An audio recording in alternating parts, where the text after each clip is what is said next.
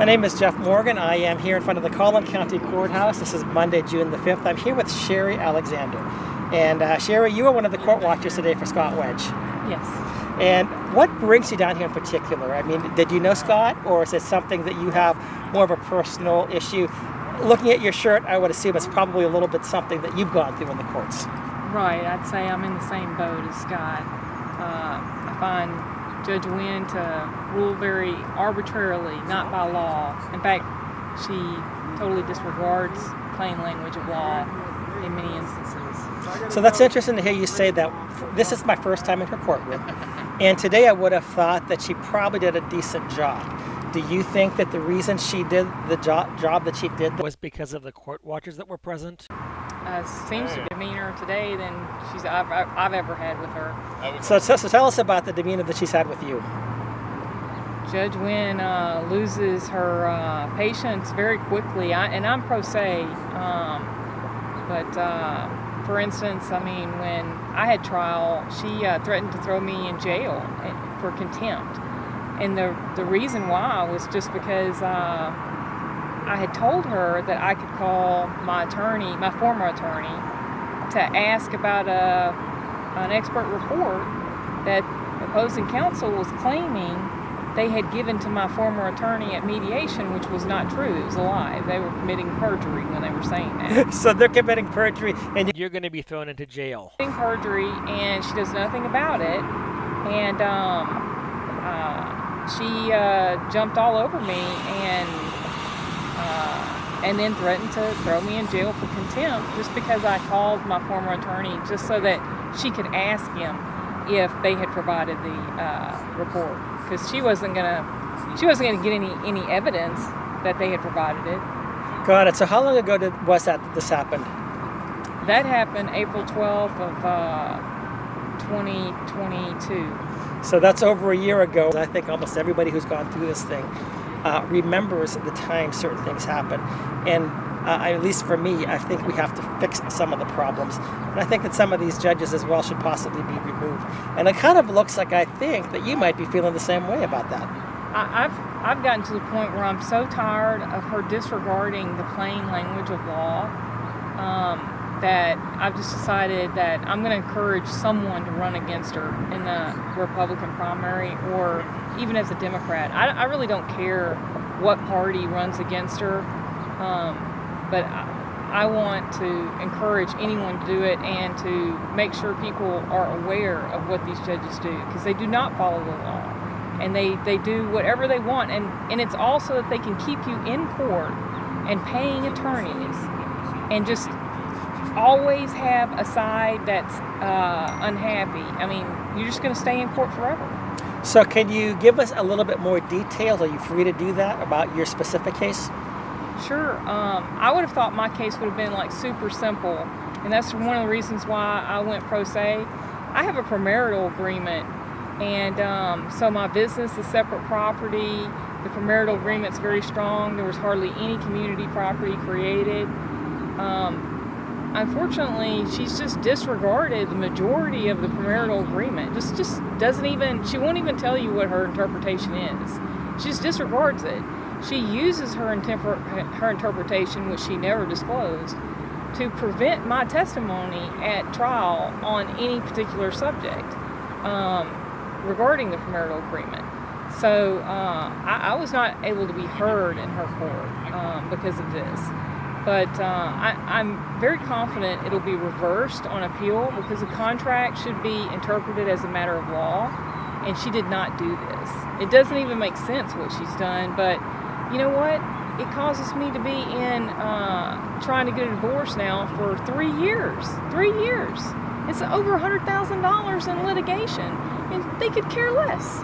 But that premarital agreement was supposed to prevent all this, if only she would uphold it. She's not. So what you're saying is that even when people get their prenuptials, the courts can disregard them, it seems almost with impunity, and do whatever they want to. Yes. And there's really nothing that's going to happen to them, because you can file a complaint, a judicial complaint about them, and They might give them a private warning and tell them that they got to have like 2 hours of extra, classes on a particular subject. But they're not going to get off the bench. They're not going to have a demotion. They're not going to get paid less. They can do whatever they want. In fact, they'll end up getting bonuses. Yeah, I mean, it's ridiculous. There needs to be some oversight better than the Judicial Conduct Committee because they don't do anything. So speaking about the State Commission on Judicial Conduct, you have tried to file with them? Is that what I hear you saying? I have a complaint ready to file. I'm waiting until I get the record of this last hearing that I just had, which had to do with the violation of Texas Rule of Civil Procedure 21C, where my private sensitive information was filed with exhibits in the court by opposing counsel for over a year. So Social Security numbers, bank account numbers, none of it was redacted, none of it was sealed. And to my knowledge, that's public record. So I am particularly upset about it because my business bank account was breached in December, and they had 40,000 in fraudulent or 45,000 in fraudulent transfers in like less than an hour. And then I changed everything. I changed the account number, everything, and it got breached again another 8 days later, and another 50,000. And Chase took care of it, but it made me wonder then if there was something wrong with the documents that had been filed. It wasn't until April that I figured it out. And when I told the 468th Court about it, they did nothing. They did absolutely nothing. I had to get the Court of Appeals, file with the Court of Appeals, so that they would order the 468th Court to temporarily seal the exhibits, which they did immediately, and then to have a hearing on redacting the exhibits. Yeah, so that's a pretty big deal if they're putting out your Social Security numbers, your bank information, banking account, your financial statements, everything else. That should not be happening at all. It'll be very interesting to find out what they're going to do, if anything. If there's going to be any sanctions against. Well, I don't know. Yeah, they've already decided there's no sanctions, and so this is what Lindsey Wynne does. She protects lawyers. She doesn't protect litigants. She protects lawyers.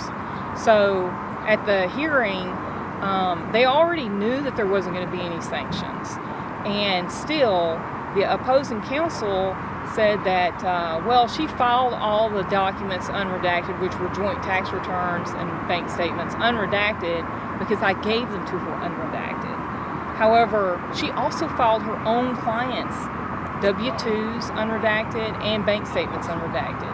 So, no, that's not the reason why they were filed unredacted. She made an error, a really big one, and she wanted to put the blame back on me.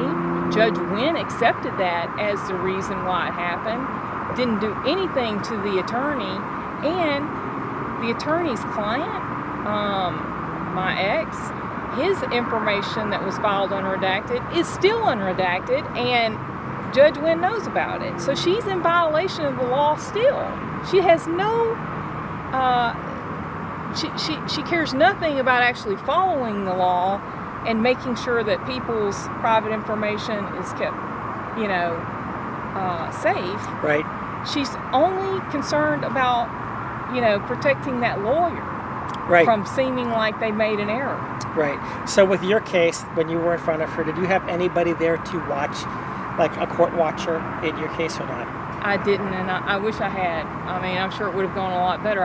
In fact, I think that's probably the reason why she threatened to put me in, put me in jail, find me in contempt for calling my former attorney. And it literally was just that I mean, I didn't do anything disrespectful in the court. Right.